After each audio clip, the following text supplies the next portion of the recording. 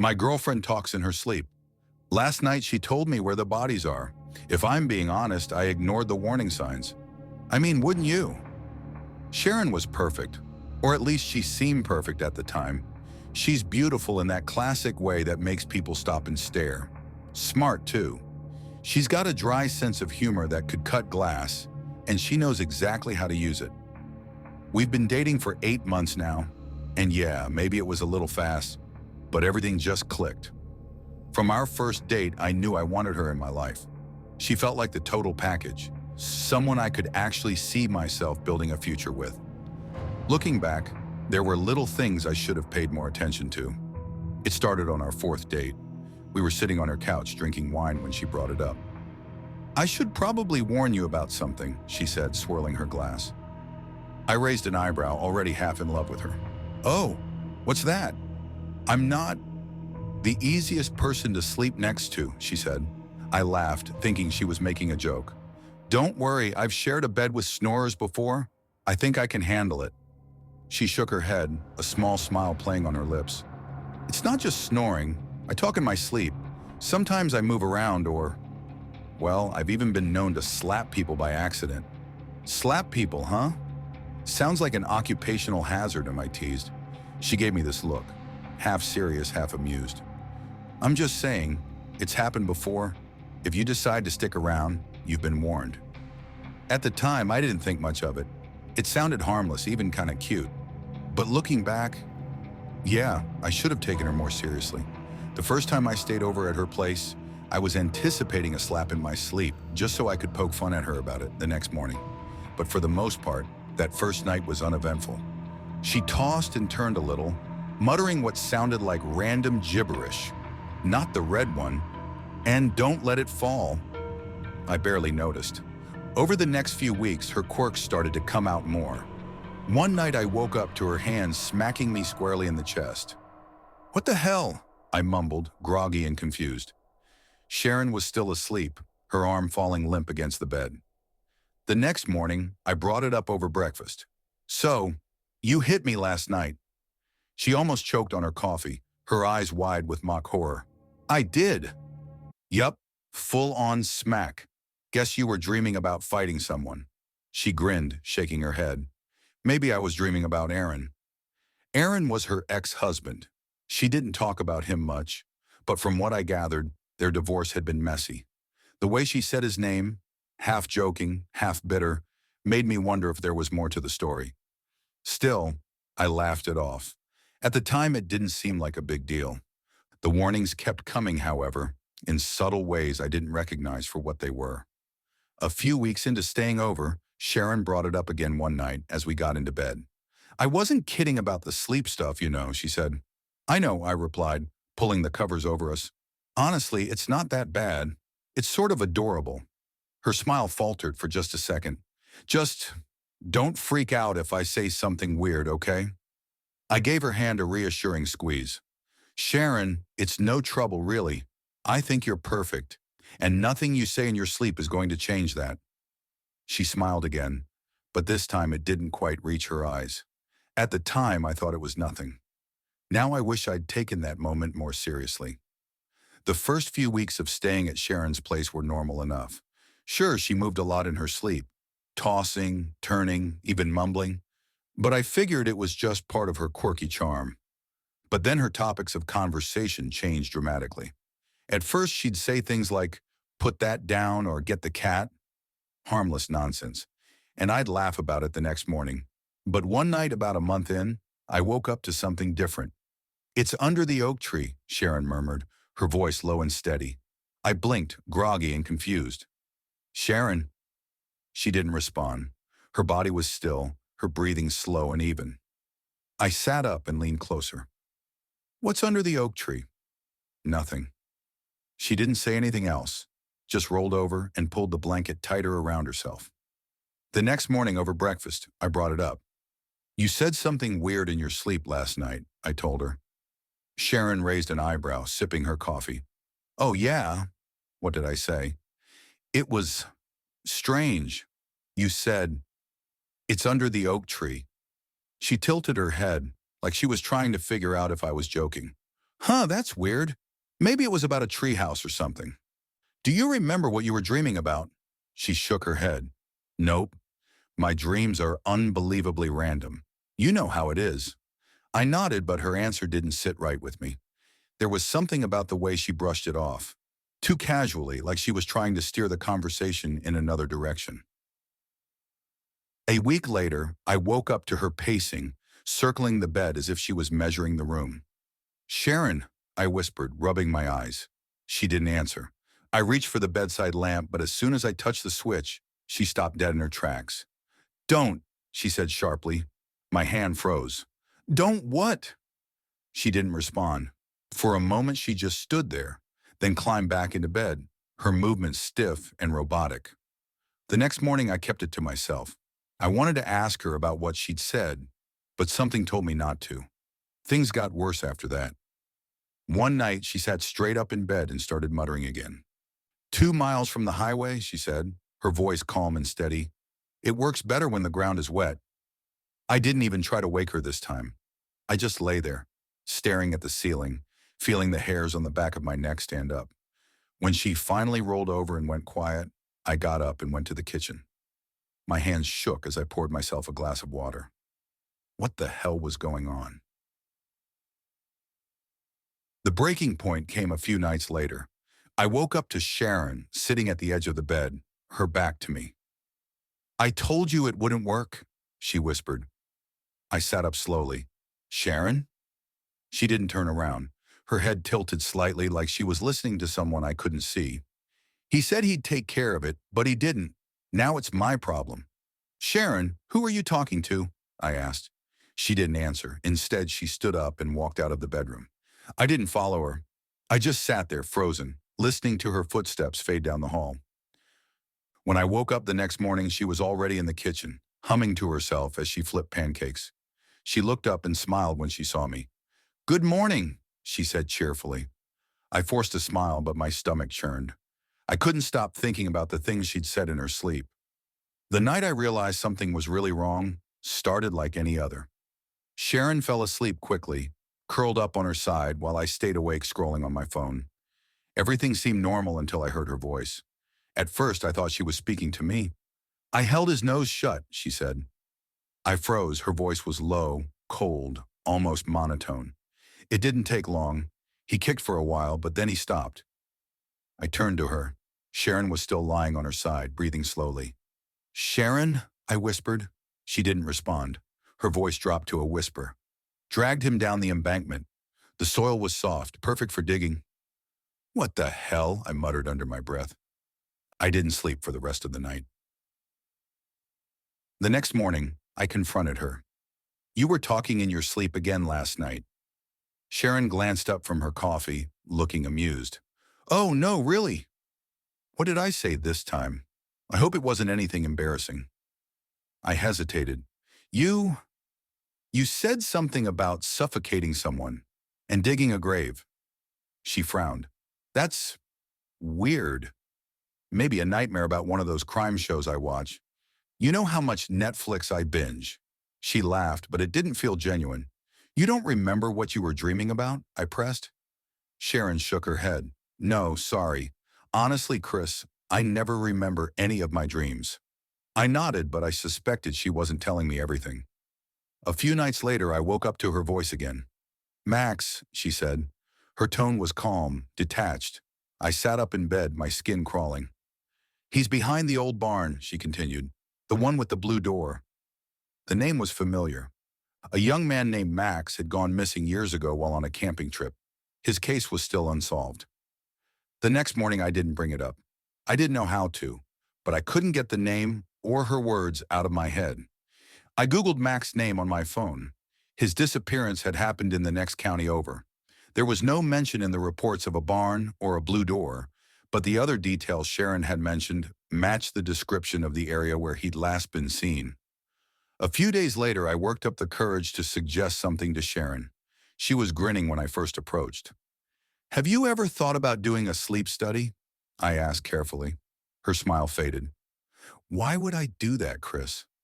I don't know, just you've been saying some really strange things in your sleep. Maybe it's stress or something. I'm fine, she said, shaking her head. You're overthinking it. What about recording it? I said, just so you can hear it for yourself. Her expression darkened instantly. Number, absolutely not. That's a huge invasion of privacy. I wasn't trying to. If you ever record me without my permission, Chris, we're done. I mean it. Our eyes met, I nodded, and we went on with our day. Inside, however, my world was unraveling. That night, after she fell asleep, I couldn't help myself. I propped my phone under a pillow on her side of the bed and hit record. The next morning, while Sharon was in the shower, I played back the audio file. At first, it was just static. Then around 2 a.m., her voice came through clear as day. Nina screamed too much, Sharon murmured. Fast had to move fast. No mistakes. I froze. Nina. I knew her too. A teenager by that name had disappeared 5 years ago, and her case was still open. No, it couldn't be, I thought. This isn't impossible. I couldn't ignore it anymore. I had to know if what she was saying was true. That afternoon, I drove to one of the locations Sharon had described, a barn with a blue door. It wasn't far, about 20 minutes outside of town. I found it easily enough. The building was old and weathered, its door faded to a dull gray. Behind the barn was a small grove of trees. The soil beneath them looked disturbed, like someone had dug there recently. I told myself to leave, but I couldn't. I grabbed a nearby stick and started scraping at the dirt. I didn't have to dig for long. The smell, pungent and unmistakable, hit me first. Then I saw it, a torn, dirt-streaked patch of fabric, clinging to what I could only describe as remains. I stumbled back. My head swam as I struggled to process what I was looking at. Sharon hadn't been dreaming. I couldn't stop myself. Every night after Sharon fell asleep, I set up my phone to record. And every morning while she showered or made coffee, I reviewed what she'd said. It was always the same. She kept crying, so I had to do it fast. It wasn't clean, she'd said. She's in the quarry now. The water keeps her hidden. The names changed, but the pattern didn't. Every night Sharon whispered something chilling, something specific. Beneath the roots, that's the trick, she'd won one night. No one ever checks beneath the roots. Every morning I woke up more terrified than the last. The audio files piled up, each one a piece of a horrifying puzzle. I couldn't deny it anymore. These weren't dreams. They were confessions. Sharon started to notice something was off. You've been quiet lately, she said one morning, sliding a plate of scrambled eggs across the table. Just tired, I muttered, avoiding her eyes. You're always tired these days, she said, tilting her head. Is something bothering you? No, I lied. Nothing. She studied me for a moment, her gaze sharp and unblinking, and then smiled. Okay. After that, I felt she watched me more closely, just waiting for me to slip up. One night she caught me. I thought she was asleep. I was sitting on the couch, headphones plugged into my phone, listening to the latest recording. I told him I'd take care of it, Sharon whispered in the recording, but he didn't listen. I had to clean up his mess. The sound of her voice made my skin crawl. What are you doing, Chris? I jumped, yanking the headphones out of my ears. Sharon was standing in the hallway, her arms crossed over her chest. Nothing, I said quickly, locking my phone and shoving it into my pocket. Her eyes narrowed. Were you just listening to something? No, I stammered. I was just scrolling through Instagram. She didn't move. Her expression didn't change. She just stood there, staring at me. Let me see your phone, she said finally. What? I said, laughing nervously. I said, give me your phone, Chris. Why? Because I think you're lying to me. I stood up, trying to keep my voice calm. Sharon, you're being ridiculous. Am I? She said, taking a step closer. You've been acting weird for weeks, avoiding me, locking your phone. What are you hiding? Nothing, I said. Why would you think I? Then let me see it, she said, cutting me off. No. The word came out sharper than I'd intended. Sharon's voice was cold and flat. You recorded me, didn't you? A wave of dread washed over me. I don't know what you're talking about. She took another step forward. While I was sleeping, you recorded me. Admit it. Sharon, give me the phone, Chris. No. She lunged at me, her fingers clawing for my pocket. I stumbled back, trying to push her away, but she was relentless. Give it to me, she screamed, her voice echoing through the apartment. I twisted out of her grip and ran for the door. I didn't stop running until I reached my car. My hands shook so badly that it took me 3 tries to get the key into the ignition. As I pulled out of the parking lot, I glanced back at the building. Sharon was standing at the window watching me. I didn't go back for my things, not even my phone. The next day, I logged into my cloud account from a public library computer. The recordings were gone. Sharon must have found a way to delete them. I sat there staring at the empty folder. All the evidence, every scrap of proof, was gone. I didn't go to the police. I couldn't. What was I supposed to say? That my girlfriend confessed to a dozen murders in her sleep? That I found a body exactly where she said it would be? They'd laugh me out of the station. Or worse, they'd think I was involved. And without the recordings, I had nothing but my word. Instead, I did the only thing I could think of. I ran. I drove straight to the next town over, checked into a cheap motel, and spent the rest of the night staring at the cracked ceiling, trying to figure out what the hell I was going to do. The next morning, I bought a new phone with cash. It was nothing fancy, just a basic model that could make calls and access my cloud account. Not that it mattered. The recordings had vanished. Every file I'd backed up had been erased. She'd found a way to delete them.